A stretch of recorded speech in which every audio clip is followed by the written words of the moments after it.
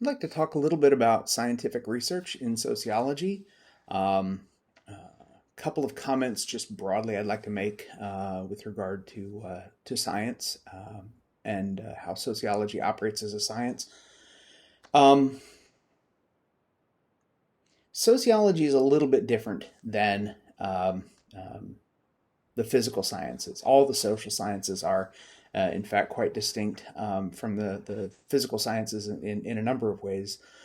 One of which is the nature of what we're trying to understand. So, in chemistry, for example, if you were to go into the lab and you were to mix two chemicals together in a particular proportion under a specific set of environmental conditions like temperature and humidity and pressure, you'd get a reaction. And the next day, when you went into the lab and you did the exact same experiment, you'd get the exact same reaction because that's sort of the nature of chemicals, right? They behave according to a fairly well established set of principles, of natural laws. Human behavior is a little bit different. When we study people, often people are aware that they're being studied. And when people are aware they're being studied, their behavior can be altered by that knowledge. Additionally, when we are looking for patterns or things that are true of a society, as I've mentioned before, we can detect those patterns even though those patterns may not show up in a given or a specific individual member of society. So for that reason, we want to be a little bit cognizant of the way in which what we are trying to study is a little bit different, right? We will be able to make, as sociologists, fairly reliable predictions about social behavior and the patterns that we find at the level of societies or aggregate structures within those societies. The predictive ability to say with certainty what a person is going to do or what a person is going to experience kind of breaks down, right? We can't really make those predictions about individual people, but rather what happens to people in those groups. So again, the example that I used before, I believe, was that college graduates, compared to people who only graduated from high school, will earn more money over the course of their lifetime, even while that is, while it is true that some people who only finish high school will earn more money than some people who have advanced degrees, right? So we can't say for certain what's going to happen to an individual person, but we can compare college graduates to high school graduates, and we can make some very definitive statements about those two groups of people. So that's the first thing you want to keep in mind about the differences in how science works in the physical sciences versus the social sciences. The second has to do with how we use the term theory. In the physical sciences, a theory is something that has been demonstrated through repeated experimentation, measurement, testing, observation, right? So something akin to a law. In the social sciences, theories are more conceptual, they're more speculative. And what happens is we use a theory to generate a testable prediction, or what we call a hypothesis. And we go and we test the hypothesis. And if what we find about the relationship in the hypothesis holds up, the assumption is that the relationship that was specified in the theory is similarly supported. So in the social sciences, theory is a lot more speculative. In the physical sciences, theory is fairly well established. I say that because it's important. People will go from kind of a background in the social sciences into a physical science class, and they'll say, "Oh, well, that's just a theory," as if that's something that can be dismissed. I'm not entirely sure we should be as dismissive of theory in the social sciences as that, but certainly in the physical sciences, that really doesn't track, because that's not how theories work in the physical sciences. So, with those two caveats, with those two qualifiers sort of out there, then let's talk a little bit about what scientific research looks like in the field of sociology. And I want to stress kind of the commonalities, right? So all sociological research begins with theory. And I'll talk a little bit about what each of the components means in just a moment. But we start with conceptual statements or conceptual ideas about relationships in the world that we are interested in understanding. So that's where we begin. We start with a theory. All sociological research is empirical. That means it rests on a foundation of evidence, data, collected from observation or from measurement or from testing. All sociological research is systematic, right? We use the scientific method. It's a little bit different than the way we use the scientific method in the physical sciences, but more similar than distinct. And finally, all sociological research uses formal research design. There is a plan, a method to how we go about conducting ourselves with regard to those first 3 points. And if you look at those features, right, all sociological research begins with theory. All sociological research is empirical. All sociological research uses the scientific method, and all sociological research uses a formal research design. Those things are true of science, not just sociology, not just social sciences. That is, in essence, what science is about, right? An assumption that the world that we live in, both the physical world and the social world, is structured and ordered by rules. Those rules can be detected and understood and used to make predictions about behavior in the case of the social sciences, or about the state of the physical world in the physical sciences. So what do we mean by a theory in sociology? What do we mean by a theory in the social sciences? As I said, it's a conceptual statement. You can think of a theory as a set of statements or propositions that are seeking to explain some aspect of social life. Durkheim's notion that structures exist to provide society's members with integration and regulation, thus minimizing social dysfunction, right? That is a theory.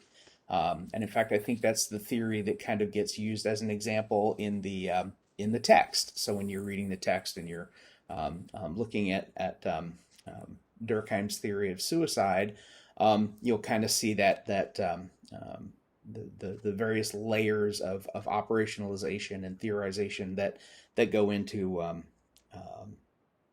building sociological research.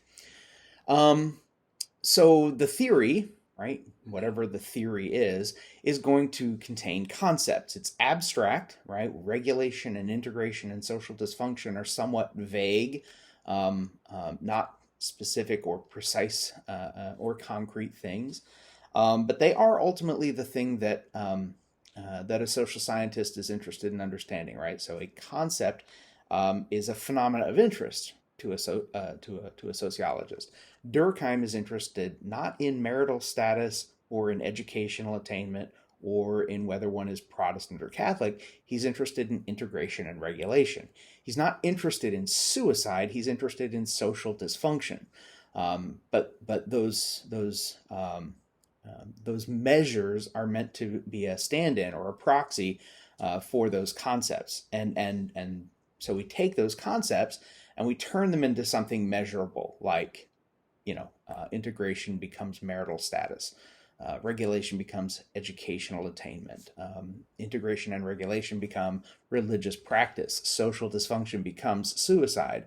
Those are what we call indicators. And the process of turning a concept into an indicator is called operationalization. You're putting the concepts into a form that operations can then be performed with them, right? We can go out and measure them. We can observe them. We can record them. We can test them in some way. But make no mistake, it's the theory that the sociologist is interested in, not the specific indicators that are proxies for the concepts in the theory. When I do my own research, right, I'm very interested in the ways in which the behavior of homeless people when they interact with other members of the public reflect particular features or realities of a given society, like say Chicago or London. But it isn't because I really want to know a lot about homelessness, although I do. I'm very curious. Like most people, I have a curiosity about a lot of things. But what I'm really after is trying to understand the way in which everyday interaction is structured by the expectations of the people engaged in the interaction, by the physical and political and economic and social contexts in which those things occur. That's really what I'm interested in, right? The structured nature of interaction. I just happen to think that by studying homeless people and studying homeless people in places where I can make comparisons, allows me some insight into the things that I'm genuinely interested in understanding. So there's a kind of a dual level of knowledge that's getting built there, right? I build a particular level of expertise with regard to homelessness, but I also build a deeper understanding of just how everyday interactions are structured. Because if if the everyday interactions of homeless people exhibit patterns that are a function of culture or social conditions or economic circumstances or the physical design of urban space, then those patterns are going to show up in other groups interacting with other people. So I could look, say, for example, at students in a classroom and the way in which their behavior is structured by the social expectations of how students are supposed to behave, right? So you can take those lessons and they become kind of portable. So there's kind of an interesting sort of dual level where sociologists are mostly interested in the concepts, but they also acquire a great deal of specific, focused, concentrated expertise because they end up studying a particular group or a particular location or a particular kind of organization or institution, and they become very, very familiar with those features of society as well. So you take your concepts, you turn them into something that can be measured, and now you're left with sort of the last step before you go out and actually do any concrete research. And that last step is to generate a hypothesis. Now, most people, unless education has changed very dramatically since the time I was in high school, most people are still being told that a hypothesis is an educated guess. That's probably a definition that you've been exposed to in the past. And I think that in the physical sciences, there is something to that, right? We generate ideas about what might be going on. We test those ideas, and as we learn from the results of those tests, we build theories, right? That's how the theory building works in the physical sciences. In the social sciences, we actually derive hypotheses from our conceptual statements.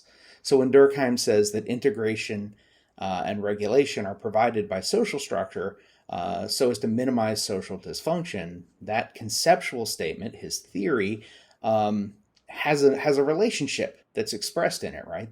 That social structures do this thing, they give us integration and regulation, and the provision of appropriate levels of integration and regulation lead to socially functional behaviors. And when those institutions and structures don't provide those things, presumably then social dysfunctions occur. So there's a relationship there in the theory that ends up getting expressed in the hypothesis. So it's not a guess at all, right? That the statement, the hypothetical statement is going to be a reflection of the relationship that's expressed in the conceptual statement of the theory. So structures provide integration and regulation, minimizing social dysfunction becomes married, uneducated Catholics are going to have a lower suicide rate than unmarried, highly educated Protestants, right? That hypothetical relationship is an exact reflection of the conceptual relationship. But the advantage here is that we've taken the concepts and we've turned them into indicators, or if you prefer, you can call them variables, right? So we've got a language that comes from science that still applies here, right? So a variable, of course, is just something that varies. We can have independent variables, and we can have dependent variables.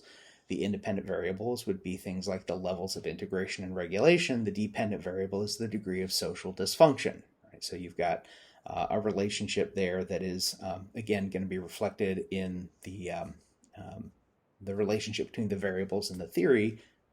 As educational attainment rises, the likelihood of suicide increases. As marital status changes from single to married, the chances of suicide decline, right? So those relationships are expressed at both levels of the process. So if you're asked, just in the future, if you're asked in a science class to define hypothesis, instead of saying educated guess, say a hypothesis is a researchable prediction that specifies the relationship between two or more variables. One, you're going to sound a lot smarter than the person who was going to say educated guess, and you have the advantage of being more precise, right? That it is a testable prediction that specifies a relationship between indicators, or in this case, what we would call variables. Um, Now, sociology, like all other sciences, is a kind of show me rather than tell me discipline.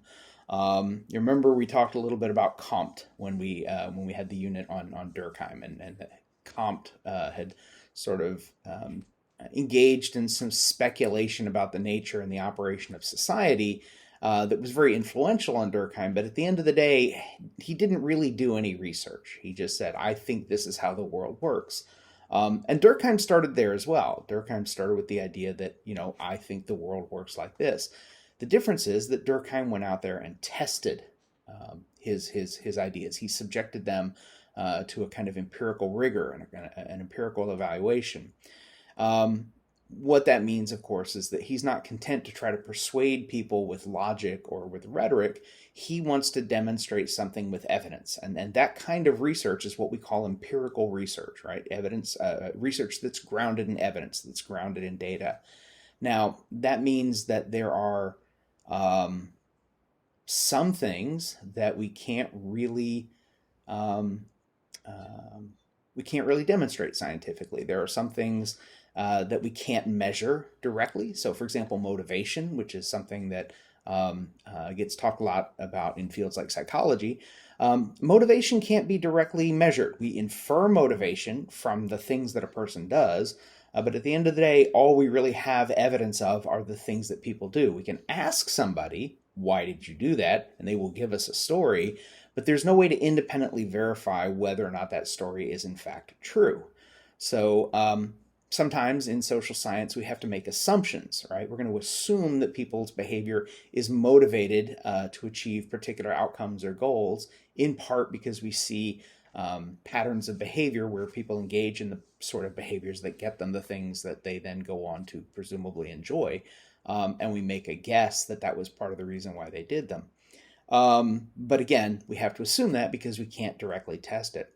Other things that we assume because to actually test them would violate ethical principles, right? When I was talking about social determinism, and I said that we assume that people are socially determined and that we assume that people are by their nature social beings, we can engage in a thought experiment where we imagine raising a human being in the absence of contact with any other human being, right? Technologically, we can absolutely do that.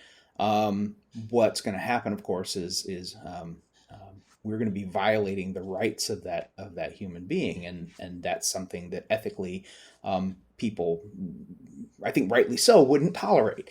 So while we can do some kinds of tests, we don't, because to do so would violate our values. Other kinds of things that we may want to test, we can't, because the nature of the thing itself sort of doesn't lend itself to testing. Aside from that, what we find in sociology rests entirely on a foundation of evidence, right? We go where the data tell us to go. We draw conclusions from the things that we can measure, the things that we can observe, the things that we can test.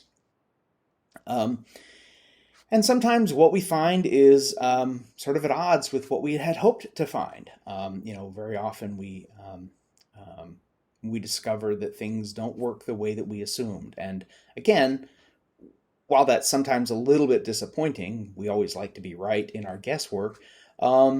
It's better, of course, to abandon the incorrect ideas then in favor of what the evidence is showing us, in favor of what the data are sort of presenting us with.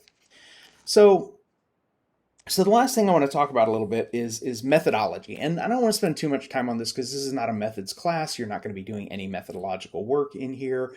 You will be reading a lot of material that is predicated on scientific research, social scientific research. is something that undergirds almost every single thing you're going to be reading in this class. A few pieces that are more descriptive, or perhaps a little bit more on the rhetorical sort of spectrum, part of the spectrum, but generally speaking, the stuff you're going to read in this class is grounded in evidence, right? Scientific work that other people have done by going out into the world and observing, by going out into the world and measuring and testing things.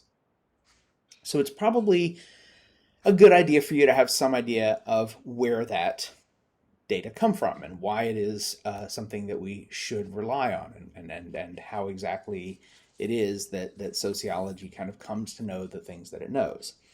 As I mentioned, all sociological research rests on a formal research design. So 4 broad categories of research design in order of most to least common in sociology, right? So other disciplines, mileage may vary, but in sociology, the most common form of research design is something we call survey, followed by observation, followed by case study, and then at the end sort of followed up with experimentation. So experimentation is the least common form of social science research, or let me be more precise, it's the least common form of sociological research. It may also be the least common form of social science research, but that's a little bit outside of my pay grade. So survey, let's start with survey. It's the most common. It's the one that you guys encounter with the greatest amount of frequency in your everyday lives. As soon as you're done with this module, for example, you are going to receive a survey. Well, you're going to log into Blackboard and you're going to participate in a survey. You're not going to call it a survey, you're going to call it an exam. But an exam is just a questionnaire, right? Here are 50 questions. The percentage that you get correct is a rough indication of what percentage of the material in the first 2 weeks of the semester you've managed to internalize, understand, and are able then to recall, right? So a test in a college class is really just a survey. There's some information that the instructor wants to know, which is how much of this material do you understand? How much of this material can you apply? How much of this material can you analyze? They're going to ask you a series of questions. In our case, it's going to be a forced response set, right? So these are not open-ended questions. They're not essay questions. You're going to be given a question, and there are going to be 4 or 5 or maybe 6 options for you to select from, and you will select the best response. And then I will look at your percentage and say, you got an A, you got a B, you got a C. Other forms of survey, aside from questionnaires, might be interviews, right? So interviews are another form of survey research. You sit down and you ask people a series of questions. Those questions can be open-ended questions, like how do you feel today? They can be close-ended questions. How long have you been an employee of, XCO or whatever? All right, so sometimes what we want to know can be answered really easily with specific and precise close-ended questions. Sometimes what we're looking for is a little more nuanced and a little bit more difficult to pin down. And so we might ask people some open-ended questions.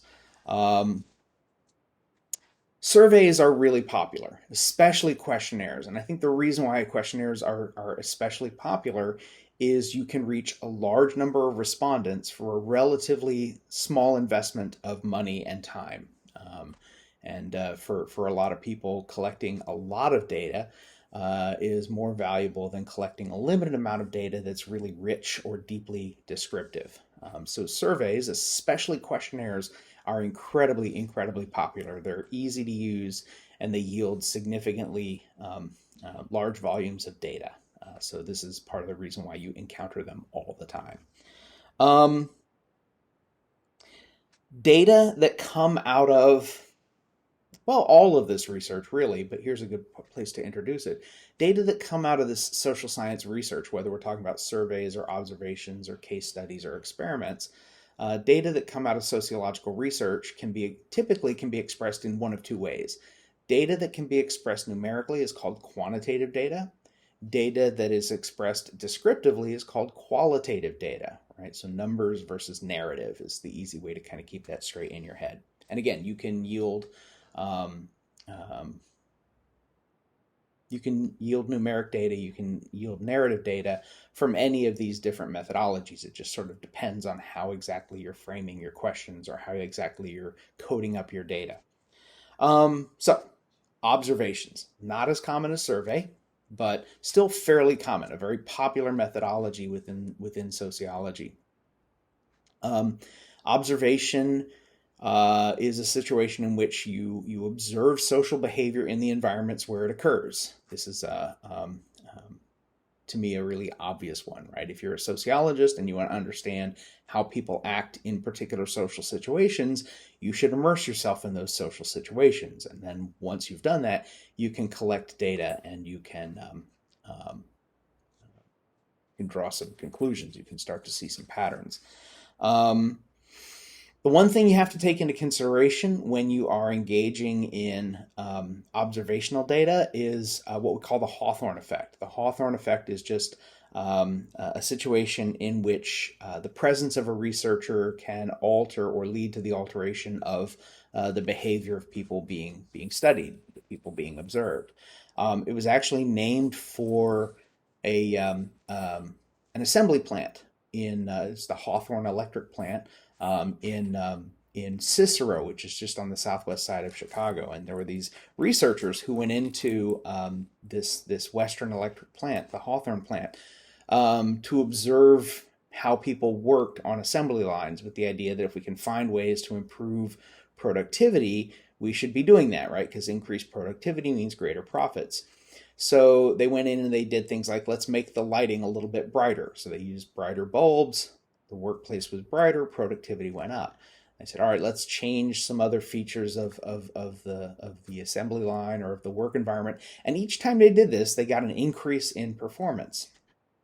And at one point, they decided to take the lights back down to the original level, keep the other changes in place, with the idea that they would lose some productivity, but let's see how much productivity gets lost. So they reduced the amount of lighting back to the original level, and productivity went up. And this kind of freaked them out a little bit. This was not what they predicted would happen. And very soon they realized what was happening, right? It wasn't the lights or the speed of the assembly line or restructuring brakes. It was the fact that every time working conditions were changed, the employees knew that they were being observed. And employees who know they're being observed are going to behave differently than ones who don't, right? So that's the Hawthorne effect. Now, there are ways to compensate for this. Usually what happens is we could, I suppose, not tell people they're being studied, but that, again, is an ethical violation. We need the consent of people whom we're studying, because to do anything other than that is to deprive them of their right to consent. So what we do instead is we'll observe people for longer periods of time.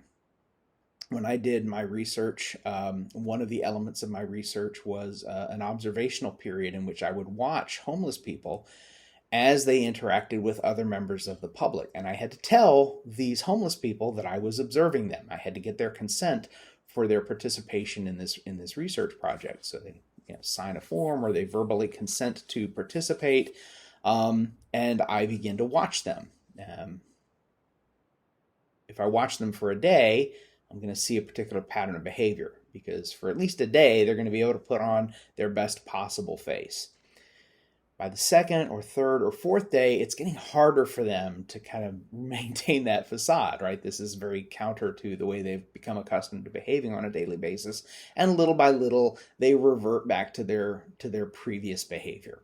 So usually a period of 7 to 10 days of observation was sufficient for me to get to what was arguably a kind of baseline normal pattern of behavior for their interactions with other members of the public. So that may be one way to work around the Hawthorne effect. But however you work around it, right, it's important that you take it into consideration, because one of the criticisms of observational research is, hey, people are going to behave differently when they know they're being watched. To which the answer should be yes, and I've taken that into consideration by doing the following things.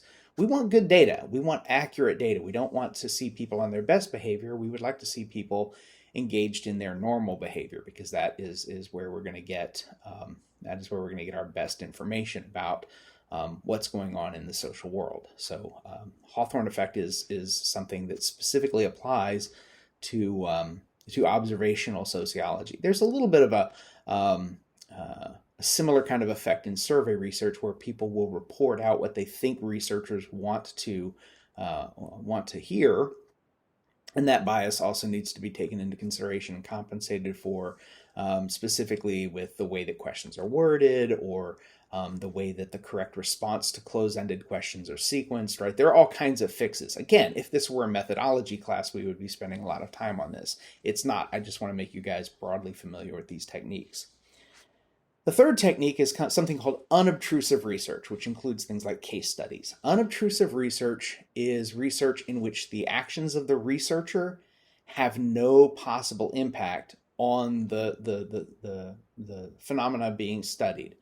I'll keep it simple and we'll just say people. Let's say that you're interested in collecting data or doing an analysis of data that was derived from people, right? So let's say graduation rates. So we look at data from all the local high schools in District 211 or District 214, and we look at the graduation rate, and we can make comparisons over time. We can compare one district to another district. Within districts, we can compare schools to other schools. The very fact that we're engaging in that research is not going to have any impact on whether or not people will graduate or not, because they've already graduated, right? We're looking at data that describe things that have already occurred. So our research is not intruding on, it's not creating any kind of impact on the subjects being studied. That's what unobtrusive research is. If you wanted to, say, for example, look at family stressors during the American Civil War, one of the things you might do is look at correspondence between soldiers who were, off fighting in these battles, and their children or their parents or their spouses, back home.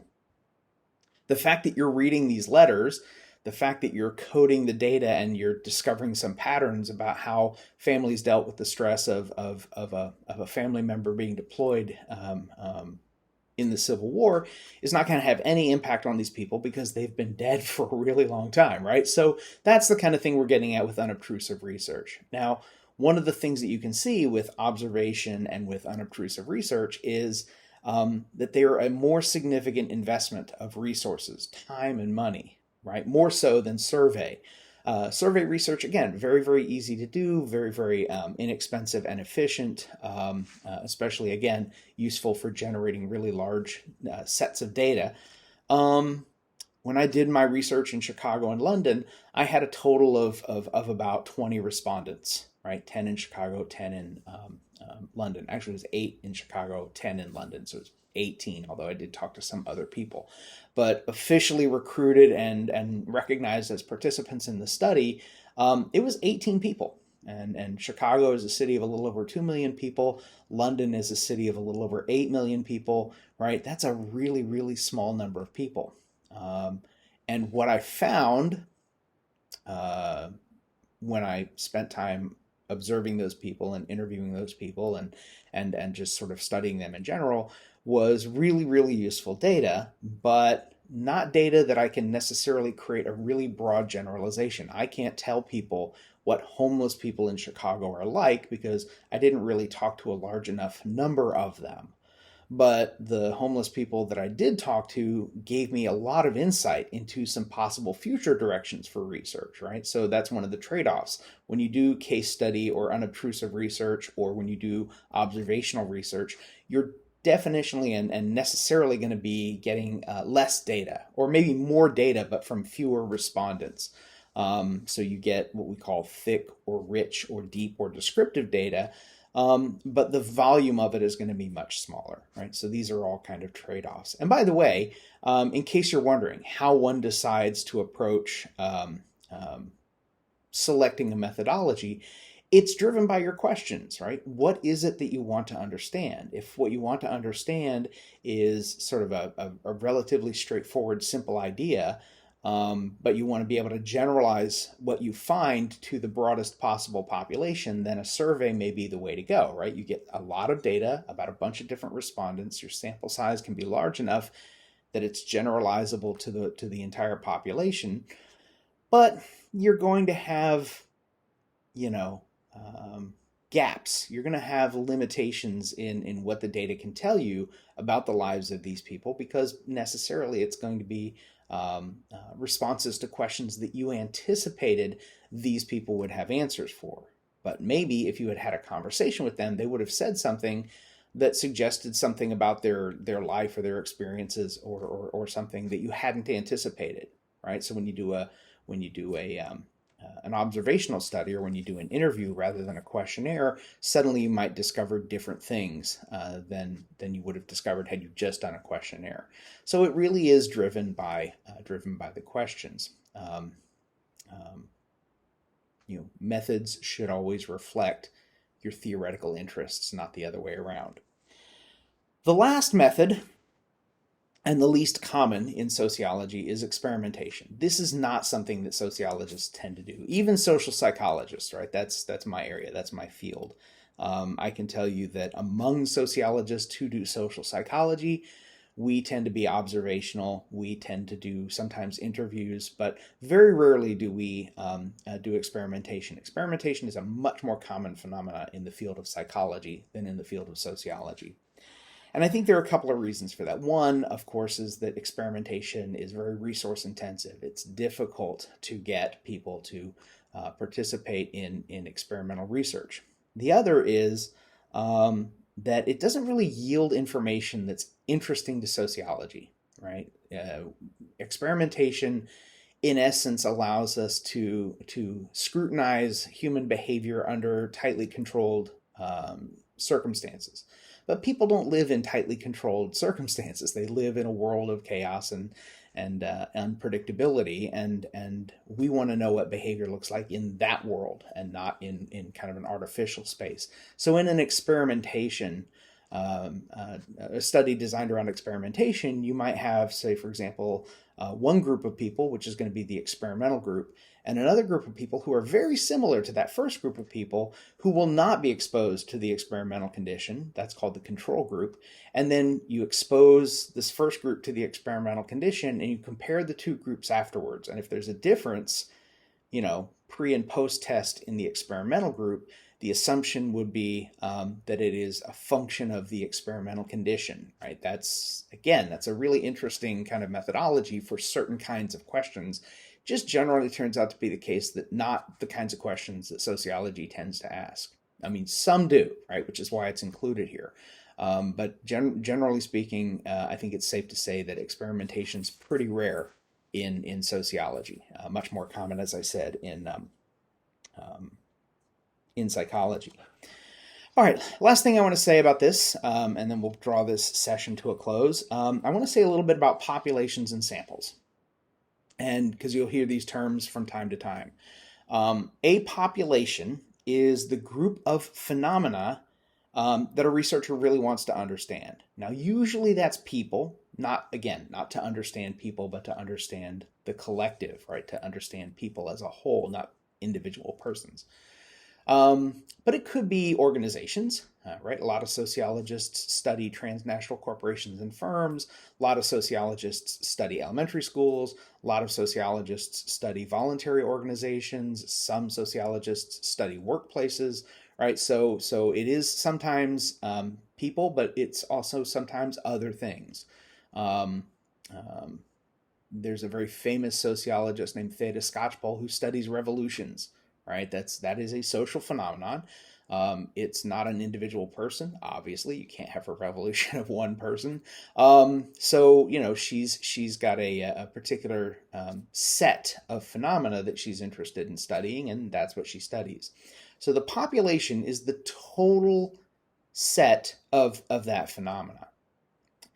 Generally speaking, the total set, the total population of a phenomenon is going to be very, very large. Right? We live in a world of over 7 billion people.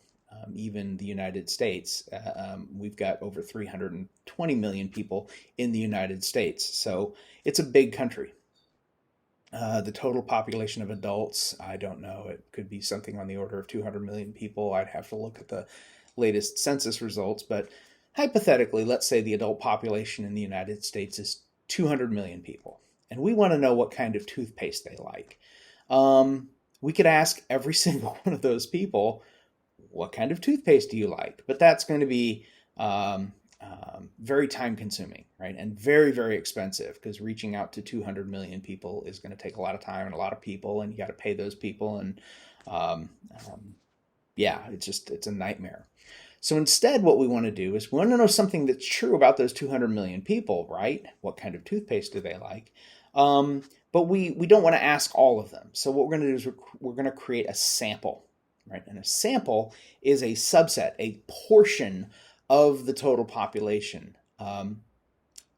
And the assumption is going to be that our sample represents the larger population, which means that if something is true of the sample, then there's a great deal of likelihood that it's going to be true of the population. So you go out there and you don't ask 200 million people, you ask, 2,000 people or 1,700 people, right? And what's true of those people is going to very likely be true of the 200 million, right? Most of whom you didn't ask. And the power of that lies in the degree to which your sample is representative. And the best way to get a representative sample is something we call random sampling. So again, everybody in the population is not going to be in the sample, but everybody in the population had an equal likelihood of being selected for the sample. That's what makes it truly random, and that's what makes it representative. Again, don't need to worry about the rules by which samples are constituted. But when you read any kind of research about, say, for example, the United States, and the authors are saying something is highly likely to be true of the population of the United States, and you look at the total number of people who were asked, and you say, oh my God, they only asked 1,200 people. How is that possible? Well, it turns out that if you want to, I've got the actual numbers here. If you want to know something that is true with say, a 95% confidence level, you would need, in a nation of 325 million people, you would need to ask about 2,700 people. Right, about 2,700 people will yield a very, very statistically likely outcome that something is also true of the population. That's you don't need to ask everybody. You don't need to ask even 10% of the population. You just need to make sure that your sample is sufficiently randomized. And again, it's nothing you need to worry about in terms of how that gets calculated. But it is useful to know that we can say a lot of things are true of a society, even if we don't ask everybody in the society whether or not something is true. That's the sort of the beauty and the mathematical and empirical strength of sampling as a research methodology. All right, so that brings us to the end. I have a couple more things to say about some of the limitations and some of the advantages of this approach, but that will be something I cover in the next lecture. So until then, take care.